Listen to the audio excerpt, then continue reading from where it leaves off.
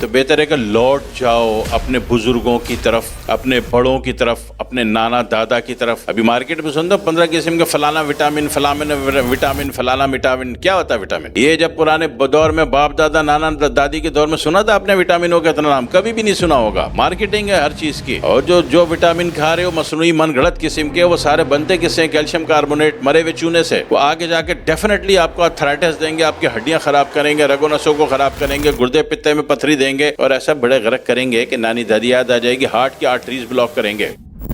لیکن ہربل والا جب دوا دیتا ہے نا تو شریف سا ہوتا ہے نا، اس سے پوچھ لیتے ہو ڈاکٹر صاحب آپ کی دوا میں کوئی سائیڈ افیکٹ تو نہیں ہے؟ تو دوا دینے والا پاگل ہے، اس میں سائیڈ افیکٹ ملائے گا؟ دوا دینے والا صحیح دوا دے گا بھائی صاحب، آپ کو اللہ شفا دے گا، آپ 10 بندے لاؤ گے، اس کا فائدہ ہے۔ وہ نہیں ملائے گا، کوئی گھٹیا کام نہیں کرے گا دوا دینے والا۔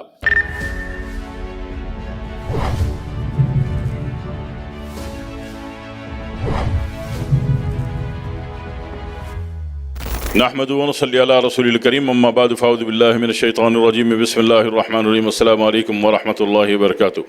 کیوٹی اور بلیک کیوٹی ہوتی تو براؤن کیوٹی، یار ابھی لوگوں نے بلیک کیوٹی کا بھی لکھ دیا تو میں اس پہ بھی بول دیتا ہوں۔ دیکھو کیوٹی بلیک ہو یا براؤن ہو کوئی فرق نہیں پڑتا، دونوں ایک ہی گروپ کی باتیں ہوتی ہیں۔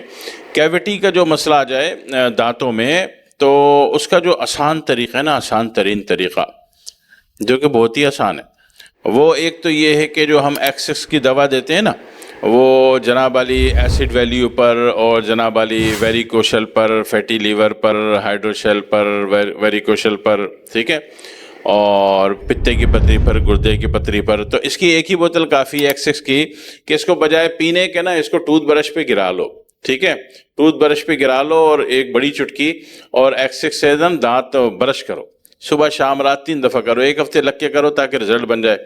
وہ کرو، جب 2 منٹ اچھی طرح برش کرنے کے بعد اس میں کوارٹر لیمو نچوڑو، پھر وہ برش کرو 2 منٹ تک، اور منہ دھو لو، کلی کر لو۔ بھائی یقین کرو 1 ہفتہ لگتا ہے، یہ کیوٹیز آپ کی بلیک نظر آ رہی ہوں یا براؤن نظر آ رہی ہوں ختم ہو جاتی ہیں، ٹھیک ہے۔ لیکن جب کیوٹیز کی بات کرو تو کچھ لوگ احباب فرماتے ہیں کہ ہمارے دانت میں کیڑا ہے۔ اب دانت میں کیڑا ہو یا دماغ میں کیڑا ہو، کیڑے مختلف جگہ پائے جاتے ہیں، لیکن میں صرف دانتوں کے کیڑے کی بات کر رہا ہوں، ٹھیک ہے۔ تو کیڑا ہو تو اس کے لیے میں نے ایک طریقہ بتایا تھا، وہ اکثر مرد حضرات تو کچھ نہیں کہتے، خواتین کہتی ہیں لو جی میں کیسا سگریٹ سٹا پی سکنیا۔ گل سنو نا، گھر میں کبھی کبھی کوئی نہیں ہوتا، اس وقت بھی کیا جا سکتا ہے، ٹھیک ہے۔ کرنا کیا ہے کہ ایک بڑا چمچ جو ہے نا کلونجی لے لو، اور اس کو 2 پیاز کا رس نکال کے اس میں بھگو دو، دھوپ میں سکھا دو، پیس کے رکھ لو۔ جب گھر میں کوئی نہ ہو، آدھا پیج کاپی کا لے لو، اس میں یہ دوا ڈال کے سگریٹ جیسا بنا لو، ٹھیک ہے، اور گم سے چپکا لو، سکھا دو۔ جب گھر میں کوئی نہ ہو تو اس کو آگے سے جلاؤ اور سٹا بھرو، اس کا سٹا کھینچو سگریٹ کی طرح، اور منہ میں کافی دیر اس کا دھواں روکو، اور پھر تھوکتے جاؤ، سٹا کھینچتے جاؤ، تھوکتے جاؤ۔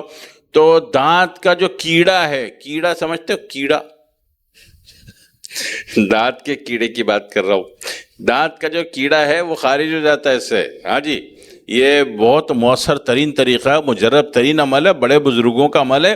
جب بڑے بزرگوں کے طریقے پر تھے نا، تو آپ روڈ پہ گئے اور دانت والا بیٹھا ہوا ہوتا تھا، بابا 2 روپے دیے، اس نے کٹاک کر کے دھاگا پھیرا، ڈھڑم دانت نکال دیا، اور ہنستے کھیلتے آ گئے۔ ابھی تو پڑھے لکھے کا دور آ گیا، ابھی تو دانت نکلواؤ تو سیدھا کینسر ہوتا ہے، ماؤتھ کینسر، ٹھیک ہے۔ پہلے دائی کو گھر میں بلایا، وہ بڑی اچھی ہوتی تھی، پہلے اللہ کا ذکر کرتی تھی، قرآن نماز پڑھتی تھی، 2 رکعت نماز پڑھ کے اللہ سے مانگتی تھی، پھر نارمل ڈیلیوری ہو جاتی تھی، ٹھیک ہے نا، اور جو آپ نے پیسے دے دیے وہ رکھ لیتی تھی۔ ابھی پڑھے لکھوں کا دور آ گیا ہے، ابھی تو آپریشن کراؤ اور عورت کی زندگی جہنم کرو۔ تو یہ پرانے دور میں نا، نانا دادی کے دور میں وہ ایک ملٹی وٹامن کھانا پکایا کرتے تھے، وہ ملٹی وٹامن کھانا اکثر پکتا تھا، بھری دوپہر کو روز پکتا تھا۔ ابھی تو خیر زندگی مصروف ہو گئی، دوپہر کا کھانا لوگوں نے چھوڑ دیا، کوئی بات نہیں، اچھا ہے چھوڑ دیا، لیکن پہلے ہوتا تھا، دوپہر کا کھانا بھی ہوتا تھا۔ تو اس میں کیا کرتے تھے، دال چاول اور آلو کی بھنجیا پکا لیتے تھے۔ تو جو دال ہے، مونگ کی دال ہوتی تھی، مونگ کی دال گلینڈ سسٹم ایکٹیویٹر ہے، ٹھیک ہے، اور چاول جو ہے اعصابی ایکٹیویٹر ہے، اور آلو کی بھجیا جو ہے وہ جناب علی عضلاتی ایکٹیویٹر ہے۔ جب ان تینوں کو کھاتے تھے، یعنی کہ چاول لے لیا، اس میں دال ڈالی گرم گرم، اور اس میں تھوڑی آلو کی بھجیا یا آلو کا بھرتا ڈال دیا، اور وہ کھا گئے۔ بھرتے میں بے شک لہسن بھی ڈال دیا، ادرک بھی ڈال دی، ہری مرچیں بھی کاٹ کے ڈال دی، دھنیا بھی ڈال دیا، پودینہ بھی ڈال دیا، بھرتا تو بھرتا ہوتا ہے نا، کچھ بھی ڈال دو۔ تو اس میں کیا ہوتا ہے کہ یہ تینوں ایک وقت میں جب تینوں جنریٹر آن کرو گے تو ایک تو یہ ایک دوسرے کے نقصانات کو اڑا دیں گے، تو بچے گا کیا؟ فائدہ. ٹھیک ہے، تو فائدہ آپ کے فائدے میں آ جائے گا. تو یہ تینوں جنریٹر کی اگر آپ کوئی بھی غذا ایسی کھاتے ہو کہ تینوں جنریٹر آن ہو جائیں تو یقین کیجئے کہ آپ کے سارے وٹامن اس سے بن جاتے ہیں، سارے A to Z. ٹھیک ہے، اگر آپ کو نہیں سمجھ، ابھی آپ نے ایک دوسرا کام شروع کر دیا، آپ نے بریانی بنانی شروع کر دی. بھائی بریانی بنانے کو کوئی منع نہیں ہے، لیکن بریانی میں آپ جو زردے کا رنگ ڈالتے ہو وہ پیور تابکاری عنصر ہے، 100%. ڈیفینیٹلی آپ کے گردوں کو بٹھائے گا، آپ کا urea, creatinine, uric acid, blood urea بڑھائے گا. تو بریانی والے سے تو کہتے نہیں ہو کہ بھائی جو بریانی دے رہے ہو بریانی والے بھائی اس میں کوئی سائیڈ افیکٹ تو نہیں، وہ قریشی صاحب ہیں 2 تھپڑ گھما کے دیں گے، آئندہ پوچھنا بھول جاؤ گے. ٹھیک ہے، حالانکہ خاص زہر رہے ہو، لیز زہر رہے ہو، جو پیلا رنگ ہے کھانے کا کوئی بھی فوڈ کلر ہے پیور زہر ہوتا ہے، پیور ٹاکسن ہوتا ہے. ٹھیک ہے، پیور تابکاری عنصر ہوتا ہے. تو وہاں تو آپ کی ہمت نہیں پڑتی نا. وہ قریشی صاحب کے حال میں اتنا بڑا وہ ہوتا ہے چمچہ اسٹیل کا، ادھر پوچھ کے دکھاؤ کہ اس میں سائیڈ افیکٹ ہے کہ نہیں. حالانکہ اسی سے گردے بیٹھتے ہیں، اسی سے یوریا، یورک ایسڈ بڑھتا ہے، اسی سے کیریٹینائن پیدا ہوتا ہے، اسی سے ڈائلیسس پہ جاتے ہو.